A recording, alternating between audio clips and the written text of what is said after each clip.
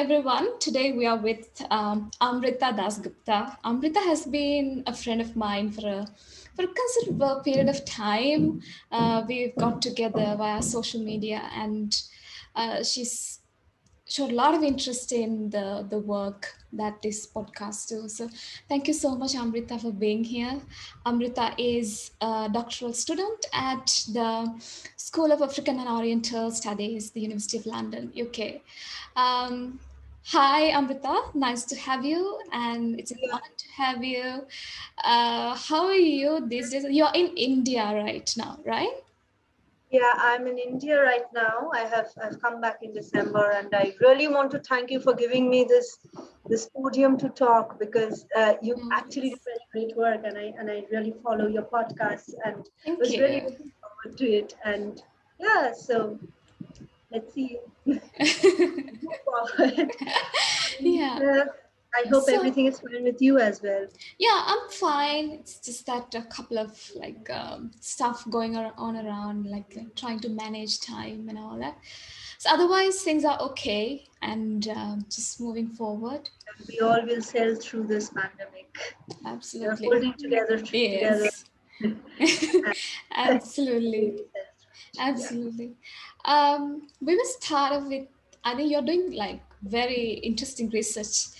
Thank But, you. but before that, we will start off with like how, like, or what made you like sort of interested in the humanities? Because I think a key aspect of this podcast is how um, uh, anybody who's doing research on humanities are sort of inspired by its parameters, its research parameters, its other politics, and all that. So, what kind of motivated you to be a humanities student in the first place? Very true. I was initially interested in science because, the middle class family would always tell you that you'll have a very secured future if you do sciences. Because as soon as you complete your degree, you will have a campusing and you'll have any kind, some sort of security via job. Initially, I was very inclined towards it, but then I realized that I'm not liking it. And there were several reasons for not liking it. It was not as basic as I cannot do mathematics or physics or chemistry. I cannot balance the equations. It was Okay. nothing like that. It was something that, everybody running towards science, it was not out of the propulsion that they want to give something back to the society. They do, yes, obviously, doctors do, scientists do, and everybody in their own capacity they give back to the society. But somewhere I was like, my aim in life just cannot be that I'm running after a job. Obviously, it's security. I should be doing something that I like, and I will be able to produce something out of it, which would, I believe, help the society at least in policy building capacity, if not anything else. So I initially selected English literature and later on moved into gender studies because, truly speaking, English literature is obviously a very brilliant subject. But then, my inclinations were different. I was wanting to work with various other methodologies where I was being getting restricted, especially within academic parameters in India, where sometimes you're restricted. You are not allowed interdisciplinary work within English. So I was getting restricted, and I thought that move into an interdisciplinary subject where I will be much more comfortable with the methodology. Mm-hmm. So I did, but my initial interest in humanities really did come from the fact that I don't want to do sciences, and that decision was because I just don't want to dedicate a life which will move towards job security. Mm-hmm. Mm-hmm. Because I wanted to do things where I would be comfortable within the gamut of doing those things and produce something that would help the society. And humanities, at least in my case, was the place where I could do it for somebody to like these sciences. And truly speaking, the kind of uh, reach humanities gives you, uh, I believe science has a sense of, hierarchical priority, right? So Okay. somewhere you're not able to you're not able to very, very sincerely mix with the masses that way, because there is always Right. like, they did the sciences, they know better. Right. I didn't want that. I also wanted, to learn from people. I don't know better. You also teach me. Right. Right. Absolutely. Yes. Humanities was giving me that comfort to do my Oh, work. okay. Absolutely. That's a wonderful thing to say. Um, how do you think this has kind of shaped your worldview, the way you want to sort of give to the society in many ways? And now that you're a doctoral student, and doing, let's talk about your research in a bit, but and doing important research, um, you know, um, about society, and like trying to give it to produce things that are sort of produce knowledge that is important. How do you think it has changed the way that you look at things, especially being a humanities student? Like I understand that it's a separate compartment, like sciences, like engineering, like mathematics, but gives us access to ways that we've never thought of like before, about the world, thinking about the world, interpreting or making a change in the world. So how do you think it has made that impact on you? I have already said a line or two about this, Mm-hmm. and I would really like to say, like I said, like initially when I came into the humanities, also, the textbook methodologies of quantitative and qualitative research methods, because I basically do ethnographic and archival work, and my approach to archival work is reading against the grain, because Yeah. I really don't want to take what is written there. I want to look beyond what is written. Yeah. And apart from that, as I was mentioning, I shouldn't be the person speaking on behalf of the community I'm researching about, or I don't want to call it researching about. I want to say the community I'm trying to be a part of, perhaps, right? Mm-hmm. Mm-hmm. Because Mm-hmm. I don't want to be a researcher and I don't want to keep that kind of an outsider insider binary. Right. So initially, when I approached humanities and I was reading textbooks, it was not, yes, there was work, but I Mm. was not initially introduced to it, how Mm. you bring in community and you actually amplify their voice. Somewhere they are writing your research, you are not. Mm-hmm. So this involvement, this idea, or this strength or courage to Mm-hmm. move beyond the textbook methodologies to do things, I believe, other than interdisciplinary studies within the humanities, Mm-hmm. there would be restrictions in some other Absolutely. disciplines. Absolutely. And Mm. it is also very, country specific, Mm. and how they allow you to do work. Mm. So I had been like, I will do textbook research. There is going to be interviews, there are going to be close-ended interviews, there are going to be questionnaires.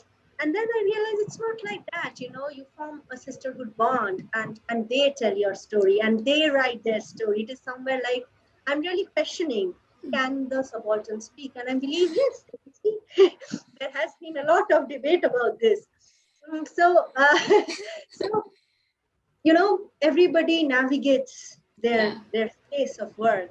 That is how I am navigating, and I learned that I shouldn't be writing their history. They will be writing their history. Mm-hmm. And coming to that understanding, giving away the biases that you already have had, or how you have been conditioned by the society and the educational structure that you have been part of, that has been very difficult, but I'm reaching there. Absolutely. Let's talk about your research interests now. Like I think it's also important because that's a part and parcel of like the work that you do. Let's talk about your research areas and then move on to like kind of nuancing it a bit more. Yeah. So I research specifically, my geolocation of the research is Sundarbans, which is the world's only mangrove tidal land, straddling between India and Bangladesh after the 1947 partition. Mm-hmm. And for my PhD, I look at the trafficking in humans across the India and Bangladesh border, which specifically runs through Sundarban, West Bengal. So I am not looking at the border beyond Sundarban, because there is also trafficking at the other border points. And specifically speaking, before doing my PhD, I was again working on Sundarbans, and my work was specifically focused on the tiger widows of the area. So I had worked in the Bali Island, and the kind of women I had met, like, they have given me a lot of strength and courage in life in general, other than the academic help they have extended to me by bringing me into their community. So the plight of these women have been what I have been thinking a lot about, the plight of these women, health issues, religious ostracization they face, the occupational ostracization they face once they become a animal attack widow, and how the land, and why is this area so prone to trafficking, and the inequalities faced by these women. So this is what I am looking into, and how this, due to, apart from all the factors, gender inequality that is prevalent everywhere, climate crisis is another very important factor that is pushing these women into marginalizing these women. This also acts as a kind of ostracization.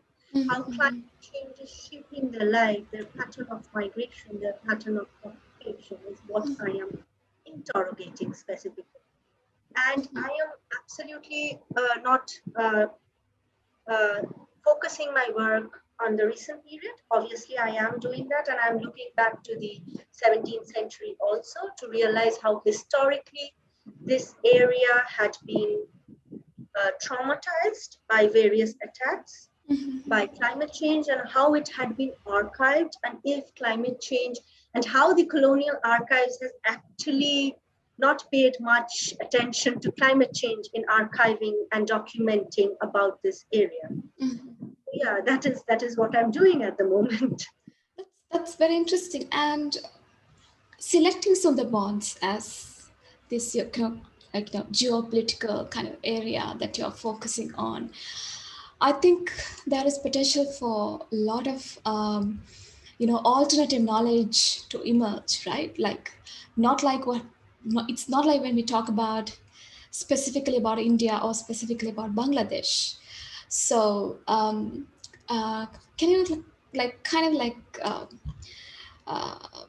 talk a little bit about how the kind of like the fact that they live in the borders, and how borders have shaped our ways of thinking, the ways of or us being citizens, or us being subjects, or whatever, like in ways that we think about, like how does that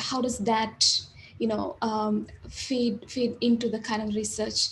I mean, I know that's the whole research that you do, but how do you find that geopolitical kind of location important to your research? Borderlands have a mind of their own. The citizens who live in borderlands, they have struggles which are different from our struggles.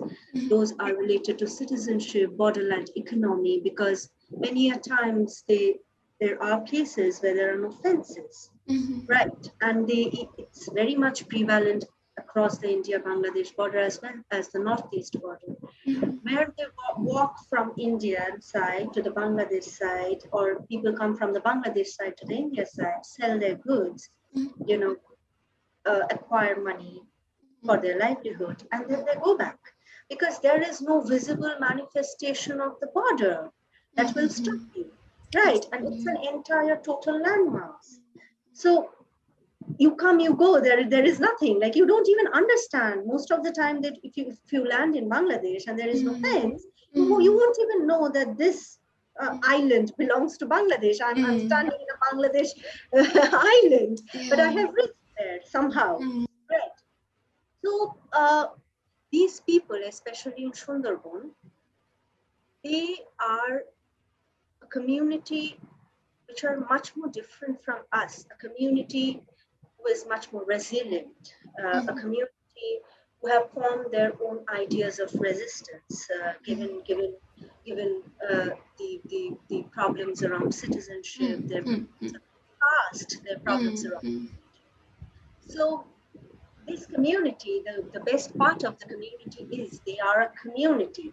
They basically don't look at each other as you know, she is different from me or he is different from me. This area has been historically recorded to have believed in religious syncretism. So the forest deity, the singular deity that they believe in, irrespective of their occupation, is Bon Bibi, the mistress of the or the goddess of the forest, as you know, you translate it into English. And it is a very interesting story of this deity. The interesting story is she comes from Makkah. And yeah, she and her brother Shah Jangoli is born to, you know, they are born by the blessings of Makkah. And she has been, she and her brother has been abandoned in this forest.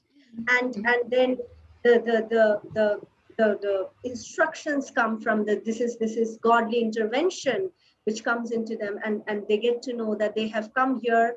They are in this forest. They have to go to Badabon. They have to go to Achro Bhatidesh, which is Sundarbans, the land of ebb and tide, and help them out. And this is an instruction. This is an Islamic instruction that is coming to them, right? And they Absolutely. come, and they come, and they come, and then there is a lot of fight between Dokhin Rai and Bon Bibi. Dokhin Rai was basically, historically, he's sometimes called to be some sort of soldier, a zamindar of the area, or maybe a shape-shifting sage who changes himself into a tiger. He used to command all the animals of the forests. And hence anybody who would want to get resources from the forest would face tiger attacks. And that was killing people in the region. So Bon Bibi comes, fights out, and then they decide that equal land will be divided between animals and human habitation. So this also has a historical implication about bringing agriculture into the area, right? So if I don't look at it mythologically, I look at it historically. Historians have pointed out, you know, maybe this bringing of the agriculture in the area in Sundarbans might have, you know, have some sort of link to this kind of mythological story. Very, very prominent gap in the story is when she decrees that animals will have equal land, humans will have equal. I divide land between humans and animals, and Dokhin Rai accepts it because he was defeated in the battle. What happens is she says that if anybody garners resources more than that they need, then I will not come to their rescue if Dokhin Rai's tigers come and attack you. Okay. Right. Okay. So this is the basis of the ostracization. I'll come to that again. Right. So now what happens? She says she divides land, but she doesn't divide water. Yeah. Oh, wow. So Okay. water is also a very important aspect of Sundarbans. It's a delta. Three rivers, Meghna, Brahmaputra. Nobody ever says about this. And then, you know, there are people who not only go to the forest, there are people, like you go to the forest for wood collection, honey collection, wax collection. There are people who do fishing, who prawn seed collection, right? So who do they go to then to save themselves?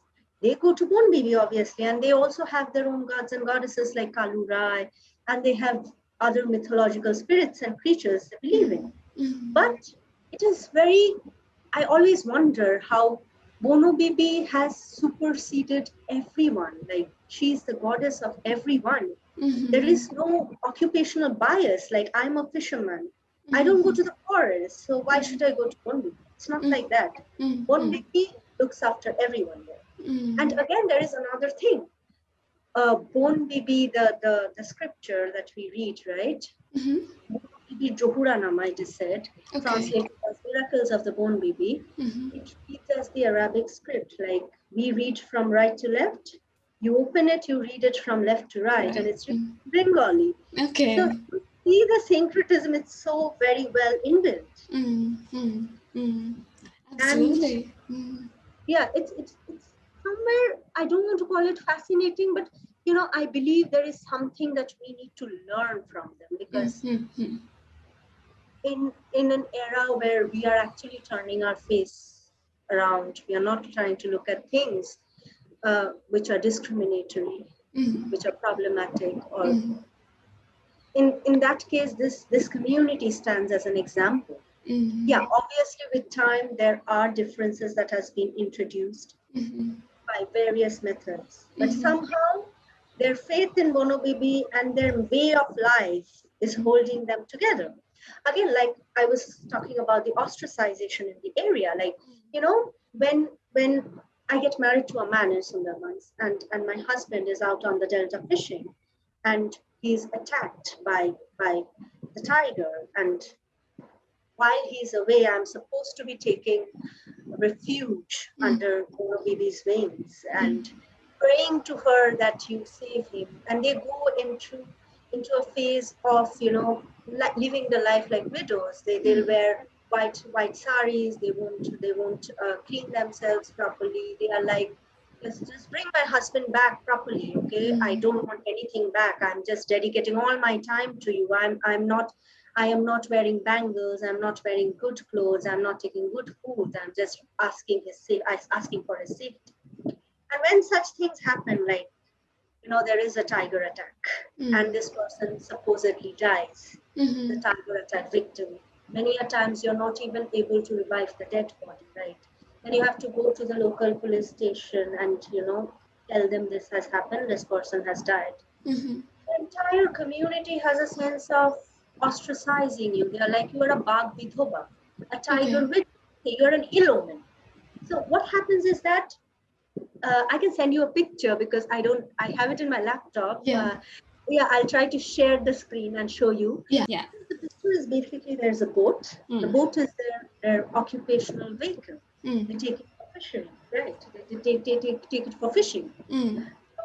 On this boat, we see a man standing and all the other women standing on the land, but not on the boat. So I'm like, please go stand on the boat. I want your picture on the boat, right? Just like do that for me, if you kindly would. And this woman, one of the tiger widows, says, we cannot stand on the boat. We are not allowed access to the boat. We are ill-omen if we stand on the boat, and what if they lose their business next day? Right, we cannot do that. We are not allowed. So we'll stand here, he'll stand there. I asked them, the man who is standing on the boat is a tiger widower. He has lost his wife and son, both, to tiger attack. But he can stand on the boat. But you people, you women who have lost your husband to tiger attack, right? You won't stand. This is a form of conditioning, patriarchal conditioning. Why should that happen? Because you both have been met with the same fate, right? Right. Yeah. So why should that happen? And they give me a story, right? The story is, the man is not responsible to pray to Bono Bibi for safety, right? Okay. It is us women who have to pray to Bono Bibi that they save our husband. No, the responsibility is on us. So if we fail, then we have to face the negatives of it. So this is a very bad aspect, obviously. While this syncretic religion is holding them together as a community, the same dictates of the syncretic religion in the area of this folk dating, this somewhere has again those patriarchal notions of gender inequality, right? Right. The gender marginalization. Absolutely. Absolutely.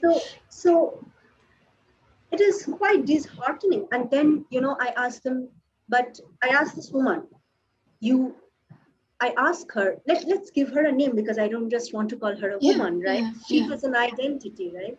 So let's call her Lilima. Okay, I'm changing her name, obviously. Yeah. I asked Lilima, why, like, I know you used to go out fishing with your husband, but now your family owns a boat. They don't allow you to go because you're skilled, right?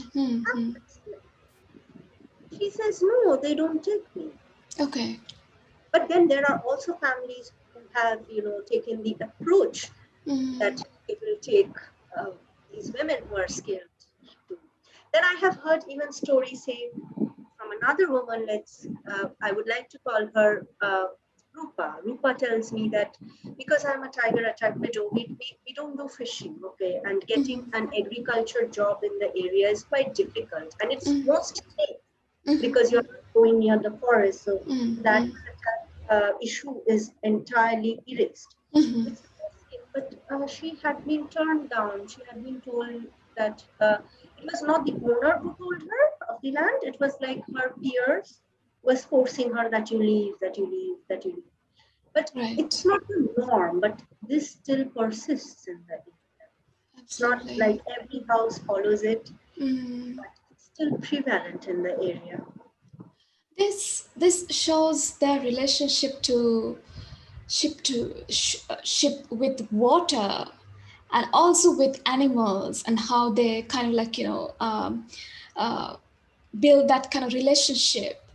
And I think I don't want to talk about it just because water and animals are like emerging kind of like fields that we are kind of like in the humanities that we are looking at.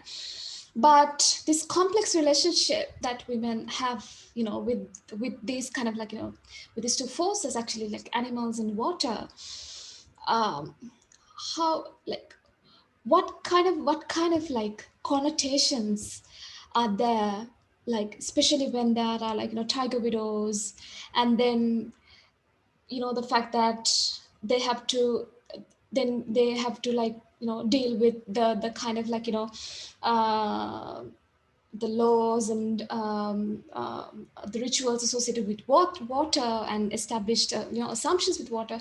What kind of like connotations do we find, especially about their relationship with these two aspects?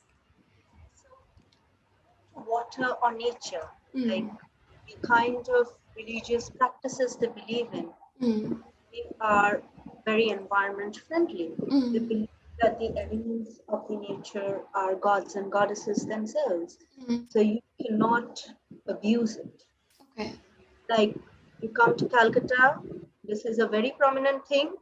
I have to mention this. You'll see people maybe eating a chocolate and they'll throw away the wrapper anywhere they want. I haven't seen Sundarban people, inhabitants, the islanders of the Sundarbans do this. It's the tourists who go there and create all the mess. So they have all these religious practices which hold the elements of the nature in high regards. They actually look forward to preserving it. Like when I went into interviewing, they had told me that, I asked them, like, you are into one kind of an occupation, your family is. But then, like, I asked another woman, let's call her Neela. So I asked her, why are you continuously saying that you send away your son to Kolkata to do some job? Otherwise, she was saying that if there is some job at the resorts, I'll send my son as a waiter there, or butler there. But I don't want to send my son to the forest. What if I lose him also? Wow. So then I ask her a very, very complex question. I tell her, so do you blame the forest for it? Right. She says, no. I said, then you blame the tigers? Do you blame the tigers for it? He says, no. No, the tigers are there, so we have the forest. And if the forest goes away, I will also go away. You will also go away. They are not saying academic things, but they have that environmental understanding. Absolutely. Like if the trees go, if the forests go, if the animals go, then I go, you also go. So their religious practices or daily practices in life, they are like, I will not call it only God fearing, they're folk deity fearing. It's nature fearing. They know how ruthless nature can be. So, before there is a cyclone, right? They get to know there is a cyclone. So I heard this and I read this. Anujale had mentioned, the scholar who works on Sundarbans and film and religion. She had mentioned that people usually kill a cock and cook and eat it because they don't know if they'll have food after this. Because even when we had the Amphan this year, in last year, sorry, May 2020, it was devastating.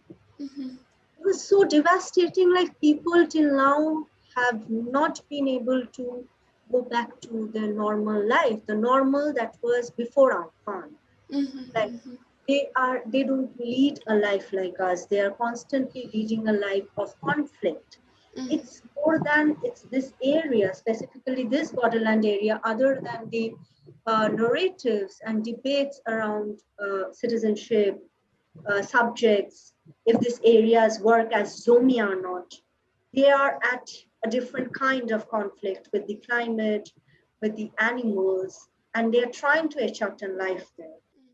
And in doing so, they are actually somehow through their community practices showing to the world that, how to preserve water, how to actually, it's a common thing. I don't live with a cat in my house. Okay, I have you can have problems. That's not my issue. But they are somewhere teaching the lessons about coexistence. There is so less space. There is just one earth, and we have to coexist. And hence she's saying me that if the forest goes, the tiger goes. The tiger is protecting the forest. Because the tiger is there, we cannot entirely deforest the area. If the tiger goes, the forest is gone, our livelihood is gone, and then the climate is dead. You are also gone. You have come to interview me. You might be sitting in any part of the world. One portion of the mangrove is gone. You are also gone. Absolutely. So, they don't use theories. She's saying it so naturally because she knows, she lives there. She respects, she knows what she has to preserve. But then again, she's afraid. She doesn't want to send her son to honey collection or wax collection. She's saying, what if I lose him also to tiger attack, right? Or crocodile attack or snake bite? And another aspect that I must mention in regards to this is they also, there is an encroachment very recently of the Hindu gods and goddesses in the region, the Hindu pantheon in the region. This is mainly, which is actually, I believe, somewhere getting into conflict with their own practices of preserving the nature by revering it as the god or the goddess, is because of people from Calcutta are going and establishing businesses there, that is with regards to prawn seed collection and tourism. And when we are doing it there, they're taking some of their beliefs with them. Right. Wow. And this is also mentioned in Anu Jale's book, where she says prawn seed collectors are turning more towards Kali worship, right? So Kali is a very, this occupation, they relate it to being very violent occupation, prawn seed collection. So a violent goddess to protect them. That is what maybe they not to thought, but initially there was no such difference. There was only both and their gods and goddesses who were happily living together. Wow. It's awesome. Amrita, let's also talk about trafficking of women in your area of research. So you amongst all these kind of dealing with all these sides of power. Trafficking is also, I guess, one of the issues that they face. Let's talk about that. Yeah, so like I was saying, I have already talked about the occupational ostracization these women face. There is not only, but this will be very wrong if I entirely focus the discussion on women only facing ostracization and men are not. Yeah. Men have a very different sort of ostracization because, let's say I met a person and let's call him Probir. Probir was a tiger attack victim. So He had scar marks on his body. His face was a bit deformed.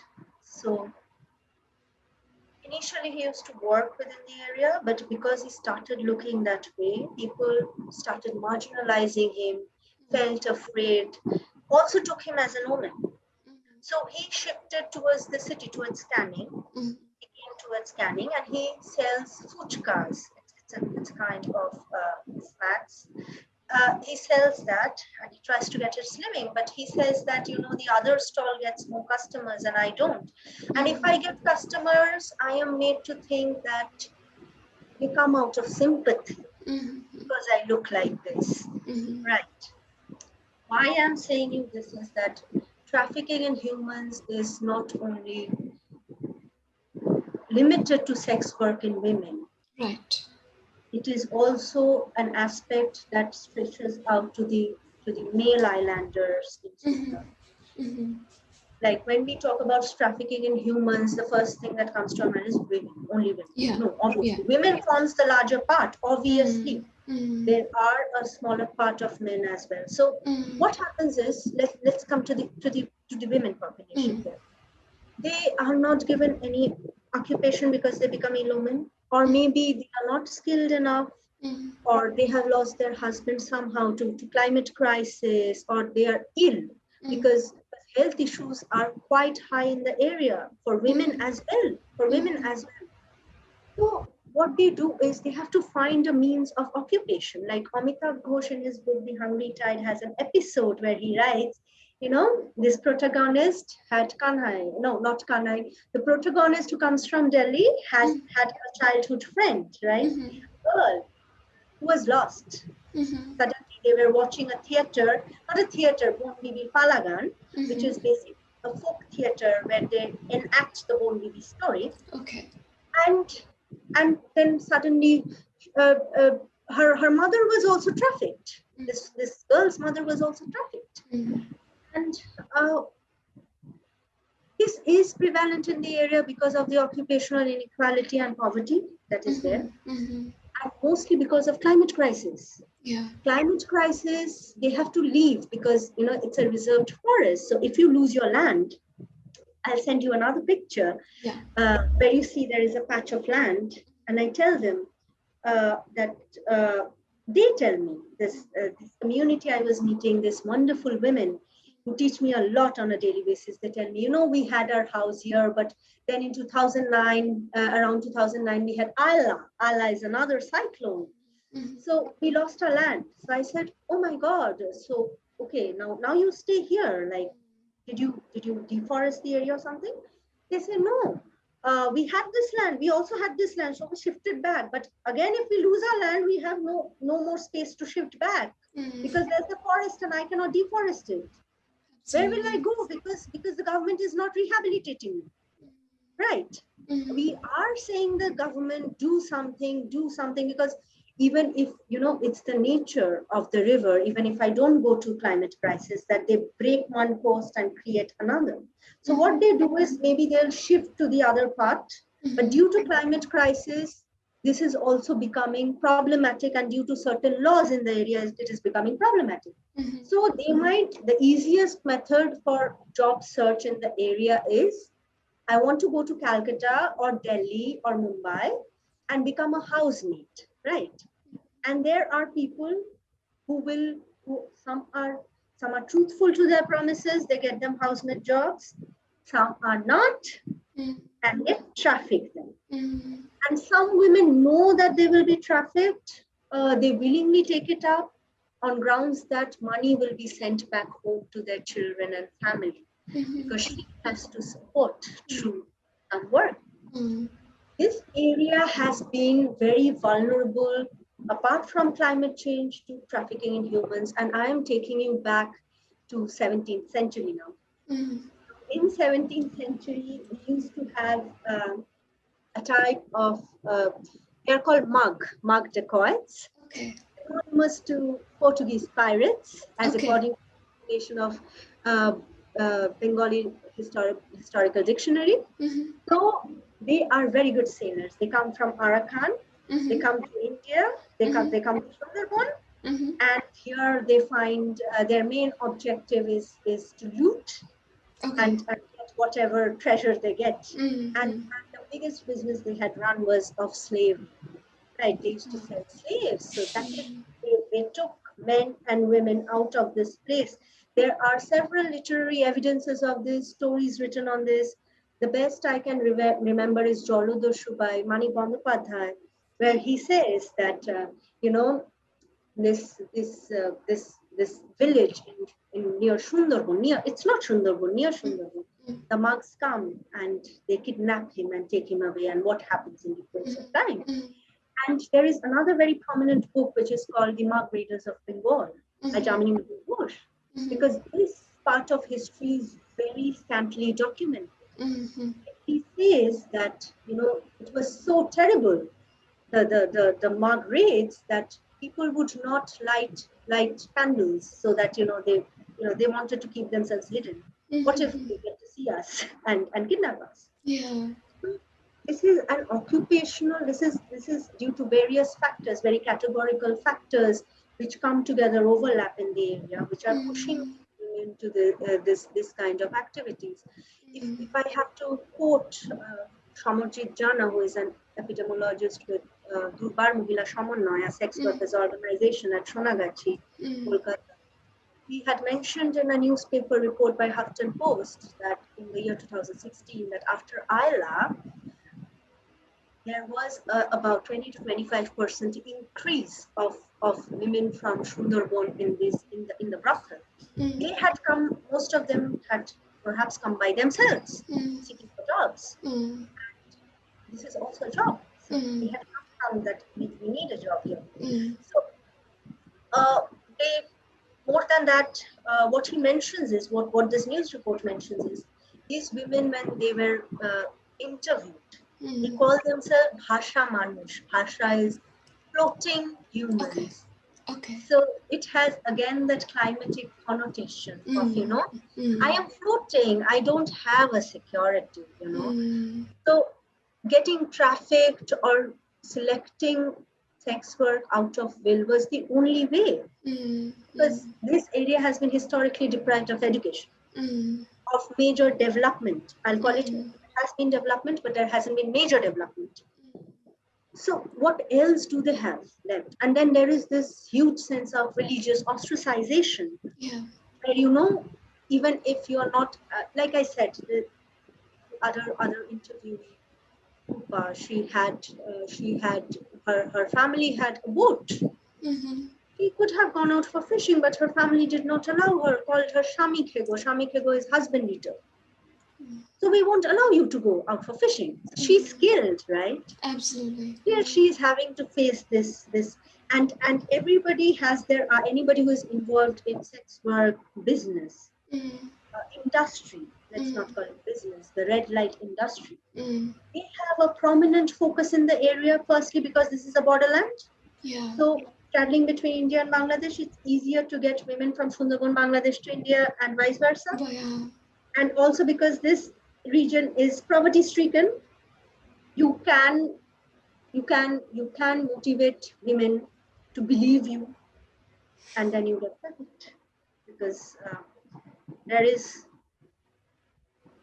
no other way. What else can they do? Because if their family, even after having the means, they ostracize her, doesn't allow her, and there is the sense of, you have become a widow, which is a very specific Hindu community sense, a patriarchal sense. More than that, is you're a widow, you have no reproductive value anymore. So you are restricted from having fish, you're restricted from having good food, a good life, a healthy life, access to doctor. These all you don't need. So you don't have to go and sit on the boat. I'm allowing you food, right? Like initially you were allowed 3 meals a day, now you have 1 meal. So they also have to live, right? They're human. They have to live, they have to breathe, they have to live. Absolutely. So there are people who are exploiting these issues. Absolutely. Rather than taking help, they're exploiting the issue. I'll say this. No, no, just please go ahead. Yeah. So there is another article, if you read, by Malini Sur, where she talks about this BSF combat, because this little girl was crossing the border and then she was killed and hanged as a method of example. So this trafficking in the area across the border, there are no fencing in major places, so it is easier. So there is this floating islands that are being created that are called chores, right? So you might have a newer chore near the Bangladesh side. So if you just can cross towards that chore that much, you can cross there. Or from Bangladesh to India, if there is a chore in between, it's easier method to cross and come to India. So these geographical factors also add to the to trafficking in the area. And apart from trafficking in human, there is obviously trafficking of animals, gold, because you can understand it's a borderland. So borderland has their own economy that runs in the area. Absolutely.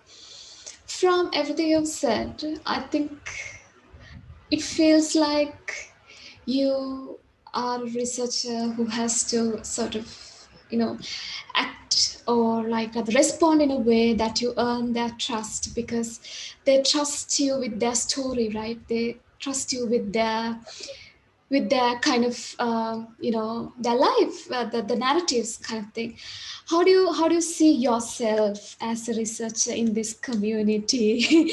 uh, you know um, you know like someone from the mainland India, and like probably their responses to you could be different, because that you're from the mainland India. Their responses could be different.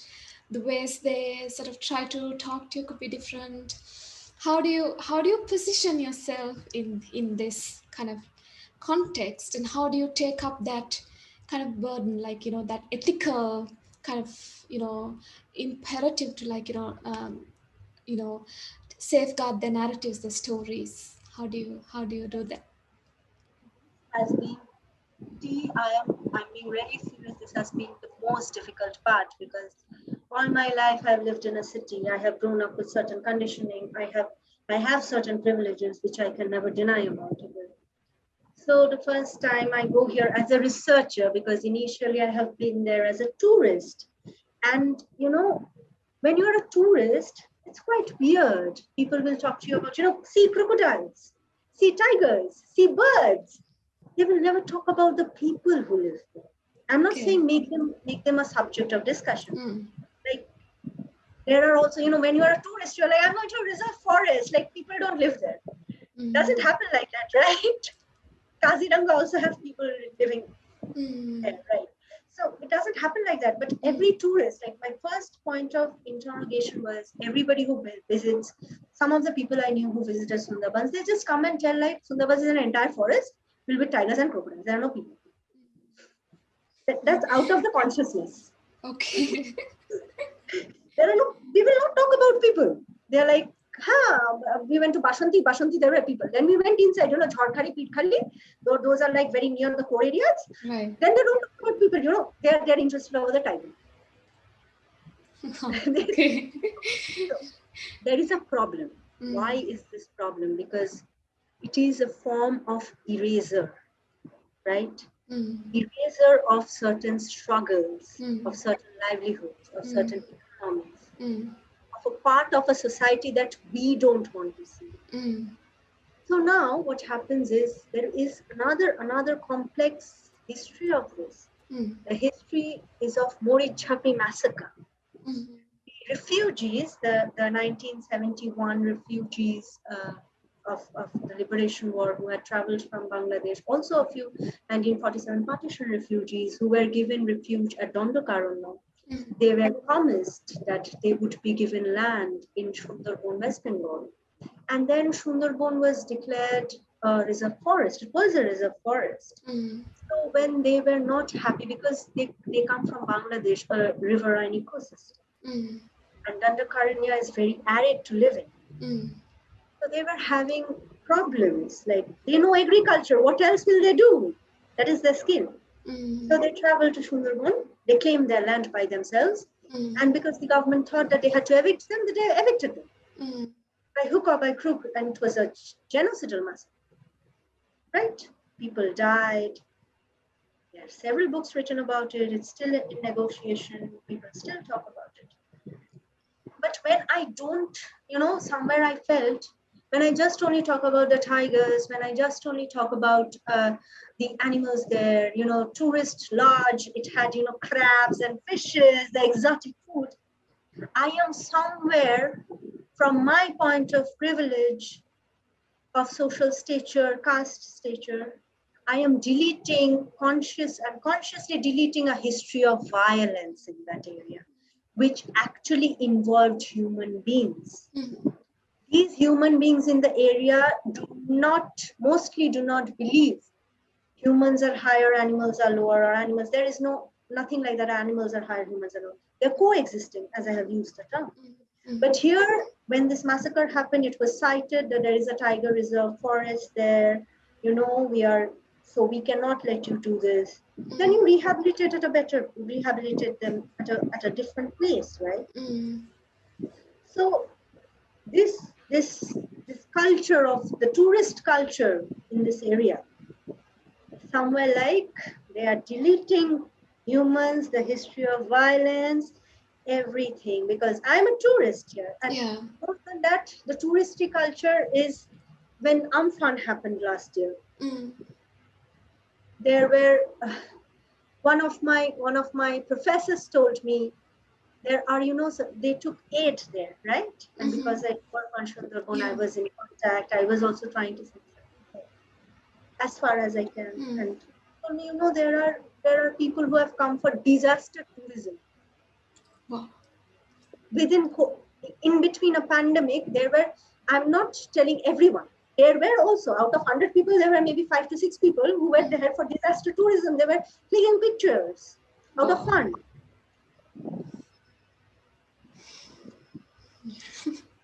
If I have to think of the people, why am I thinking of the people when there is Amphan? Because, there is this sense, I have to mention this sense amongst people, there has been a very great debate after the Amphan, where very eminent scholars have put forward their point of view, where they say that the best way to save Sundarban is depopulate the area. Okay, one. The other is, even if I depopulate the area, other eminent scholars say this, if I depopulate the area, will I be able to take away the forms of the nuances of marginalizations that these people face? They'll come to the city, they'll have more difficulties. Absolutely. Okay, so this debate has still not been resolved. But my point here had been, what I always think about, why are, certain people who are as educated as me and you, right? Some people who like to sit and discuss about issues, they will bring Sundarban, mangroves, saving trees only when there is a cyclone. And they will go to Sundarban as a tourist, throw garbage, come back and say, I did not see a tiger, there are no tigers, this is their complaint. So where are the people? Yes, mangroves important. If the front line of climatic protection, the mangroves are important. When will this privileged community like us, think about the community of people living there? Because generally it's a tourist spot. It's like we accept that if we go to Puri, Digha, Delhi, Mumbai, there are people. We don't accept that in a reserve forest, there might be people. Yeah, absolutely. Amrita, it's we'll see absolutely, it's, a vibrant culture of their own, like I was talking about Bonobibi.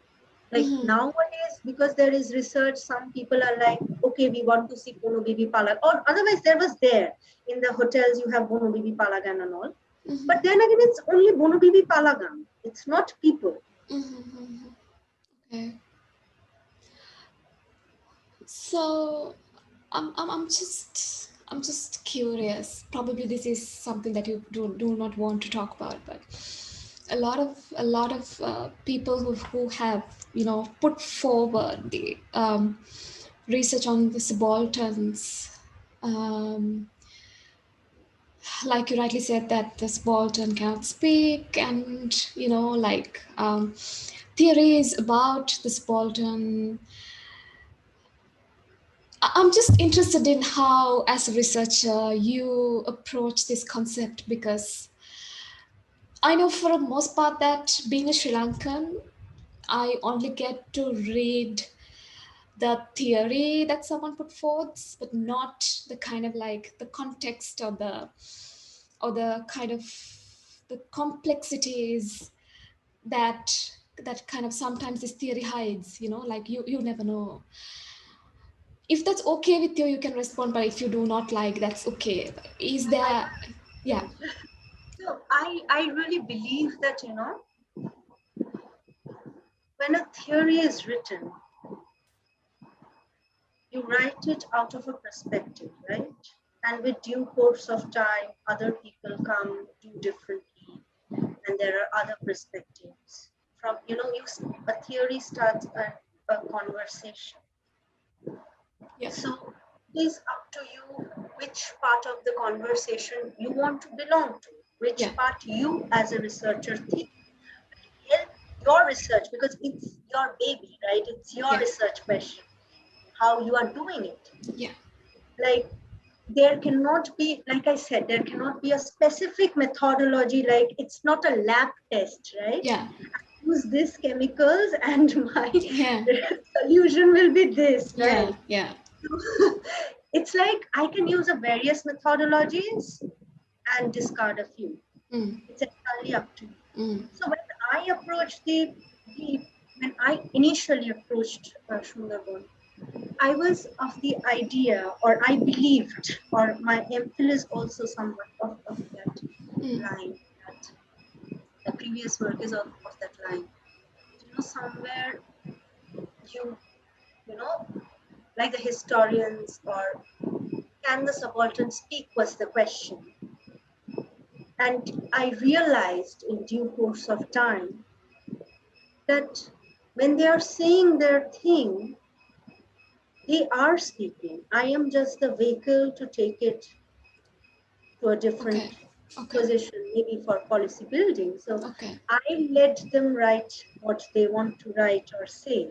Okay. Like, I won't be, I won't become the person to take it on my shoulder to say on their behalf, Okay. because when they started saying, like, at least for my community that I want to, where I go, I realized that they have a lot to say, so let them say. Yeah. So I would like to ask your viewpoint. What is your viewpoint on it?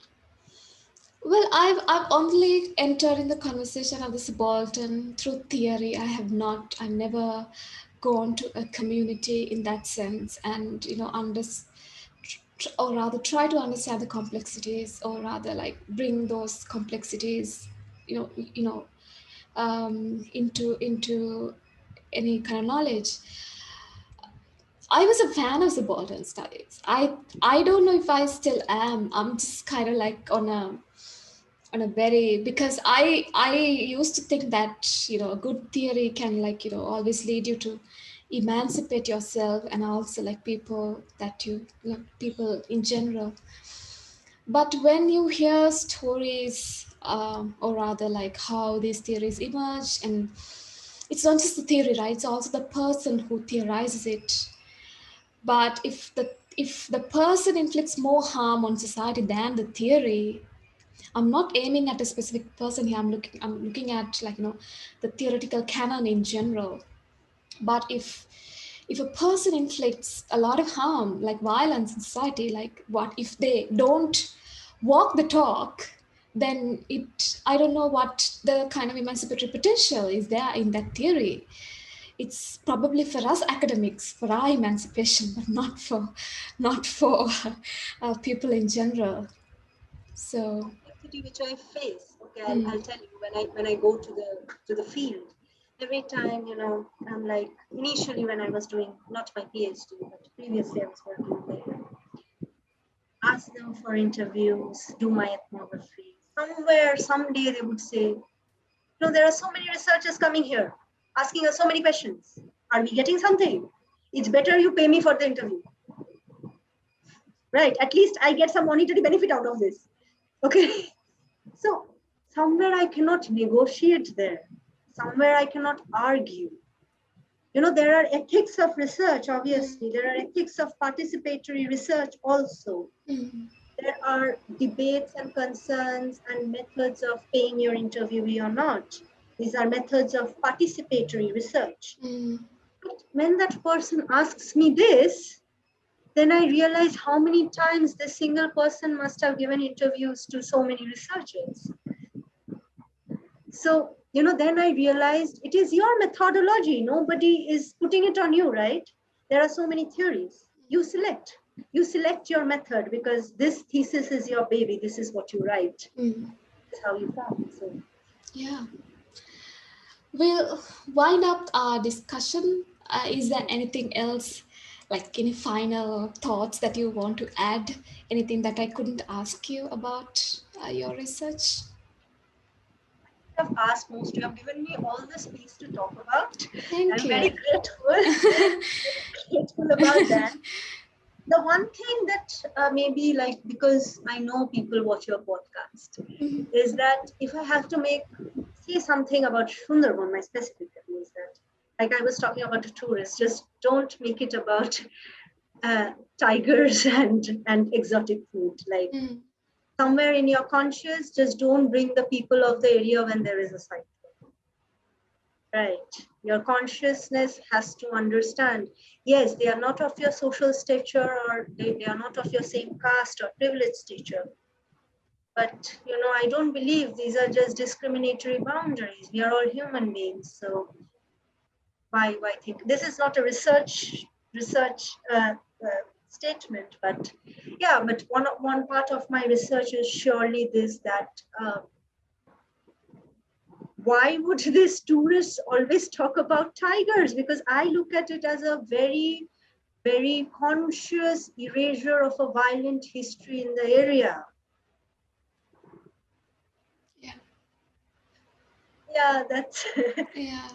Thank you, Amrita. And it's thank been you, T, for having me here. it's been really great to listen to and to see how you channel your passion into your research, and the way you articulate and the kind of awareness that you've developed. I I think must it's also say this, I'm not much theoretical, I believe. I'm mostly stories of what happened in the field. it doesn't matter. What matters is what we want to do for, for the society, and that we are part of it, and that that's what the humanities can do, like at least enable people to give that kind of necessary infrastructure to think critically about where you live. Ultimately, it also gives you a lot of flexibility to Absolutely. decide how you want to do it. Absolutely. Right? Absolutely. Thank you, Amrita. Thank you so much. It's an honor to have you. And I am honored. I'm humbled, and I'm hoping to meet you soon. And the yes, pandemic is behind us. And yes, all the best with your yes. work. And Thank you. And yeah, wish you all the best too. I'll thank fly to you. India if everything goes well. Thank you so I'm much. hoping to meet you. Please take care. Times are not good. Yeah, take care You of your too. family. You too. Thank You you so too. much. Thank you so much. Bye. Bye.